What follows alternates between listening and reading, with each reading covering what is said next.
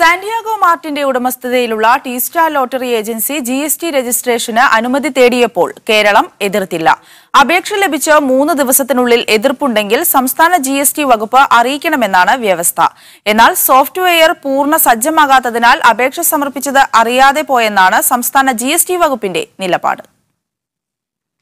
Mizoram lottery സംസ്ഥാനത്ത് വിൽപ്പന തുടങ്ങിയത് വിവാദമായിരുന്നു. തുടർന്ന് സർക്കാർ നടപടികളിലേക്ക് നീങ്ങി. എന്നാൽ ലോട്ടറി വിൽക്കാൻ ടീസ്റ്റാർ ഏജൻസിക്ക് അനുമതി ലഭിച്ചത് സംസ്ഥാന GST വകുപ്പ് എതിർക്കാത്തതിനാലാണെന്ന് വ്യക്തമാകുന്നു.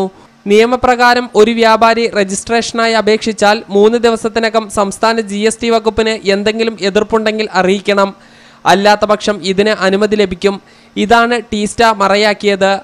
സംസ്ഥാനത്തെ GST വകുപ്പാകട്ടെ സോഫ്റ്റ്വെയർ പൂർണ്ണതോതിൽ പ്രവർത്തിക്കാത്തതിനാൽ ഇവർ അപേക്ഷ സമർപ്പിച്ചതും അറിഞ്ഞിരുന്നില്ല. ടീസ്റ്റാർ മാത്രമല്ല, കേരളത്തിൽ പല സ്ഥലത്തും പല രീതിയിലുള്ള രജിസ്ട്രേഷനുകളും അപേക്ഷ സമർപ്പിക്കുകയും അതോടൊപ്പം തന്നെ ഈ ഒബ്ജക്ഷൻ റേസ് ചെയ്യപ്പെടാത്തതുകൊണ്ട് ഡീംഡായിട്ട് രജിസ്ട്രേഷൻ ഗ്രാൻഡ് ചെയ്യപ്പെടുകയും ചെയ്ത സംഭവങ്ങൾ ഉണ്ടായിട്ടുണ്ട്. അത് ലോട്ടറിയിൽ മാത്രമല്ല, ഇതുപോലെ നിരോധിക്കപ്പെട്ട പലതും ഇതിൽ മുമ്പ് തന്നെ കരിമ്പട്ടികയിൽപ്പെട്ട പലരും ആ രീതിയിൽ അപ്രകാരം രജിസ്ട്രേഷൻ എടുത്തുള്ളതായിട്ടാണ് ഇപ്പോൾ അറിയപ്പെടുന്നത്. നിലവിൽ കമ്മീഷണറേറ്റിലെ ഒരു ഉദ്യോഗസ്ഥന് മാത്രമാണ് സംസ്ഥാനത്തെ മുഴുവൻ അപേക്ഷയും പരിശോധിക്കാൻ കഴിയുക.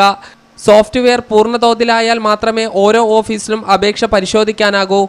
ഇതും ടീസ്റ്റയുടെ നീക്കം യഥാസമയം കണ്ടെത്തുന്നതിന് തടസ്സമായി.